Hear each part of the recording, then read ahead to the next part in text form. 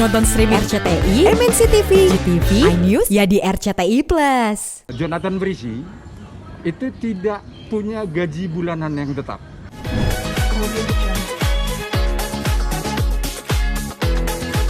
Hari ini agendanya apa, Bang? Hari ini agendanya kesimpulan.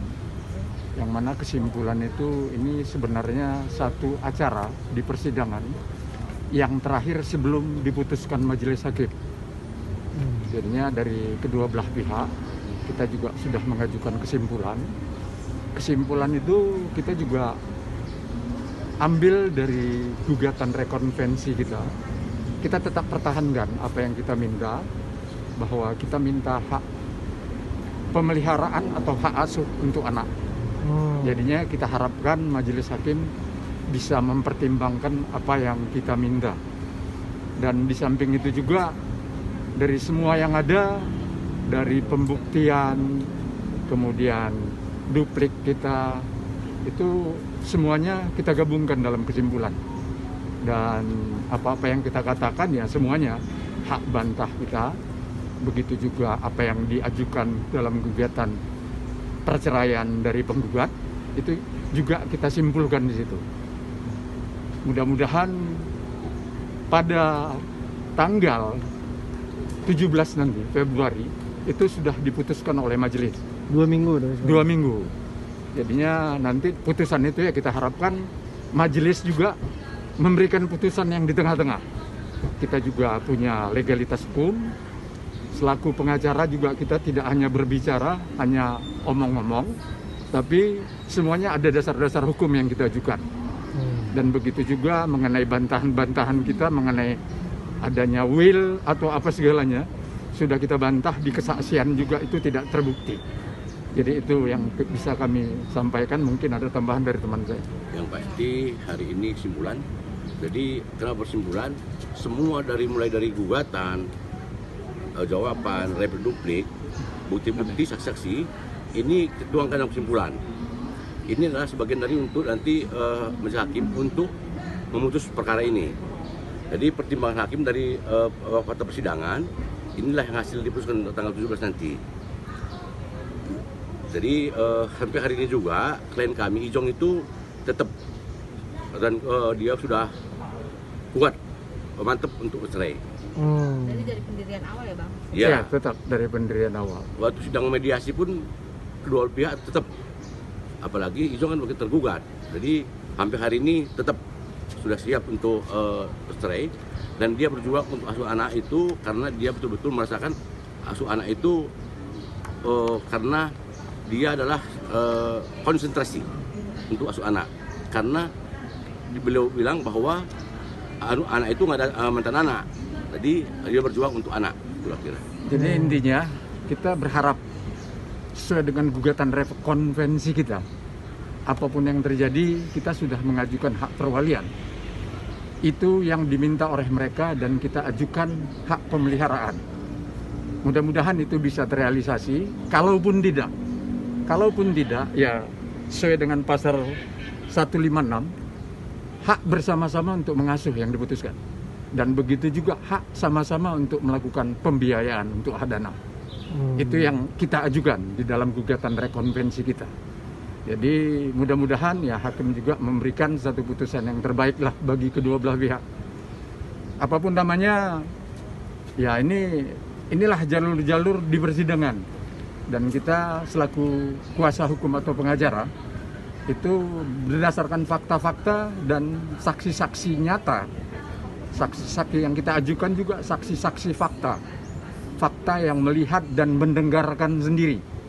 Jadinya di dalam putusan nanti supaya itu dipertimbangkan oleh majelis hakim yang terhormat. Dan kami percaya putusan akan di tengah-tengah.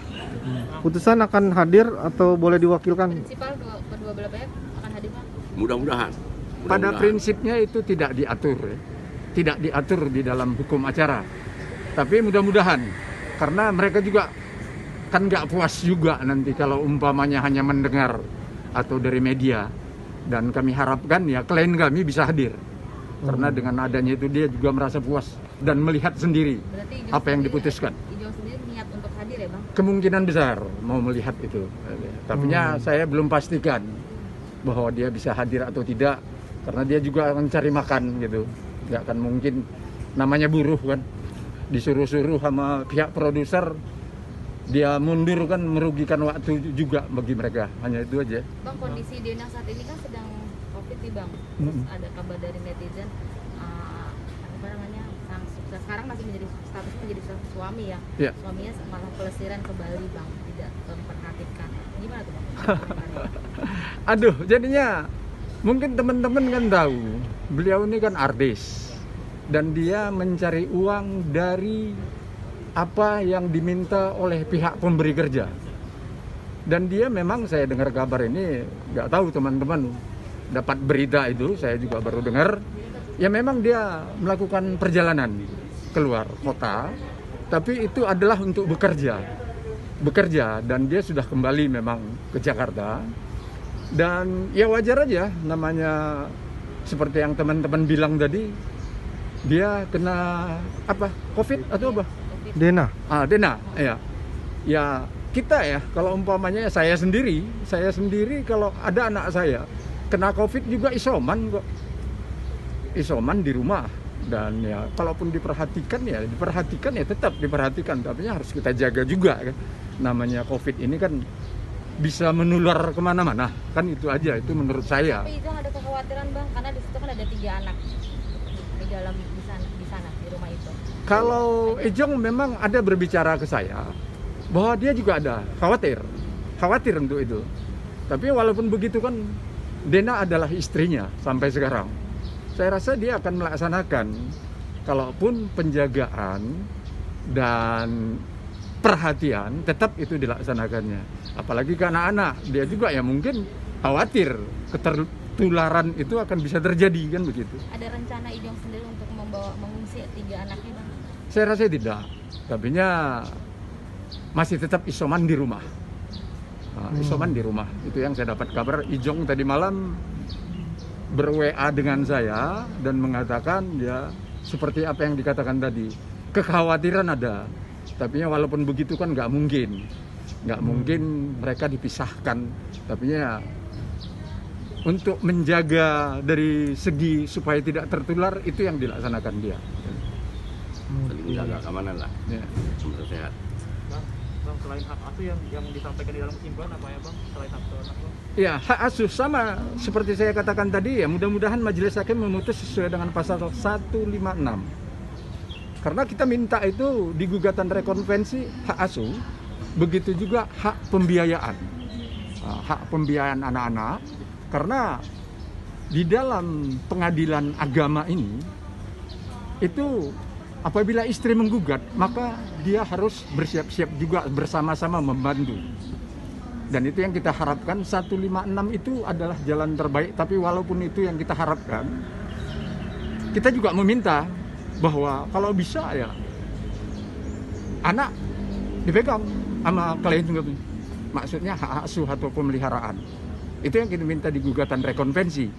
Tapi walaupun begitu kan ya hakim yang punya wewenang untuk memberikan putusan. Nanti pembiayaan ditanggung bersama bang, karena sang istri yang menggugat gitu bang. Begitu melalui pasal 156 itu begitu bunyinya.